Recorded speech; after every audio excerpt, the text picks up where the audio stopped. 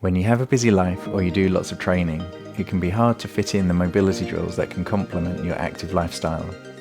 That's why I like to use James Clear's model of habit stacking and attach my mobility work to another easier habit, watching TV. Once the kids are in bed and my day is done, rather than slouch on the sofa, I slightly modify what I'm doing and have it as a productive time to improve my body while still relaxing. Today I'm going to show you my 5 favourite movements that help my body recover from training and feel ready for the next session. Let's get into it. First up, we have the squat. So I'm just going to slide off the sofa, rest my hips back against the sofa so I'm not having to support my own body weight to begin with. The way I think about sitting in the squat is I'm just trying to accumulate time. This is a good way to maintain and clean good hip function while adding a little bit of load. In the squat, I like to move and wriggle and push my knees apart and twist my spine, do little bounces. If you ever need to rest because your legs feel achy, just sit out the squat and shake your legs through, sit cross-legged and have a little wriggle. Then you can go back to it when you feel ready. While we're sitting on the floor, leaning back against the sofa, the next thing I like to do is open up my adductors, the muscles on the inside of the thighs. With your feet facing each other, I'm just going to add a little bit of stretch by pushing down into my knees. And I'll rest here for about a minute, gradually adding more load, but I'm trying to relax while I'm doing it. So this is passive to begin with. Then I'm going to push up. You can't see what I'm doing because it's an isometric contraction, but I'm going to push up into my hands. So I'm activating the muscles that are on stretch, gradually ramping up the intensity of that pressure. And after about 10 seconds, I'm going to then pull my knees down, activate the external hip rotators, squeezing the outer butt, trying to squeeze those knees towards the floor. And squeeze for 10 seconds, and then relax. Hopefully there'll be some new range now, and I can just push into that new range, gradually easing towards the floor again. After we've opened the adductors, I'm going to activate the front of the hip.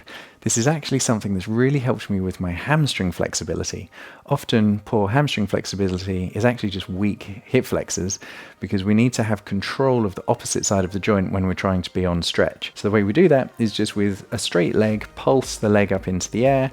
I alternate legs. Once I feel a bit of a burn one side, I then just go to the other side and I'll just keep repeating until my legs feel like they're cooked. Activating the front of the hips is obviously really good for runners where you have to be able to explode through in swing phase in your gait. But as I say, it's also really important to help control forward bending. Once we've activated the front of the hip, we're then going to stretch the front of the thigh. So this is called the couch stretch. Have your knee on the sitting part of the sofa and your foot on the back of the sofa.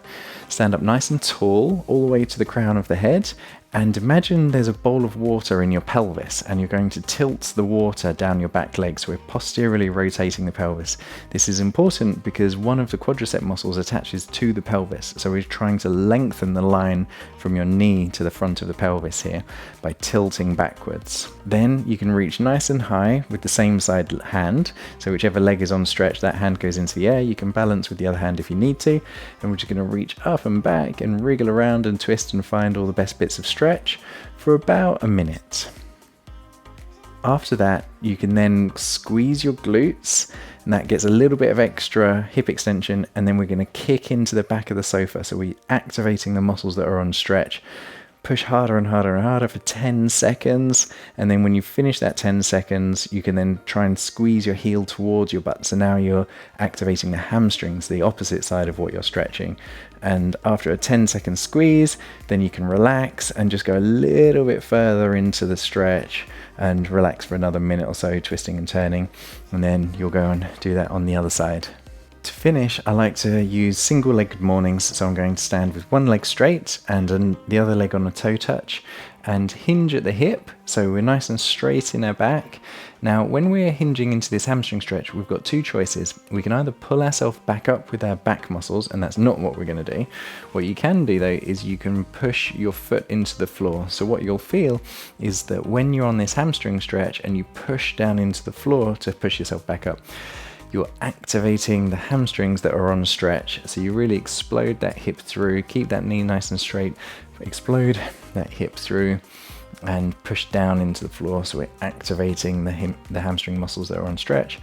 Do as many of these as you need to. You'll find that you get a little bit lower with each rep, and then it starts to burn after a while. Once you've got a light burn, we'll just switch sides.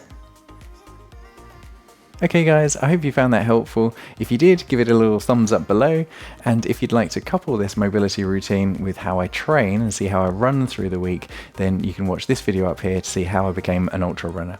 And until next time, have a healthy and happy week.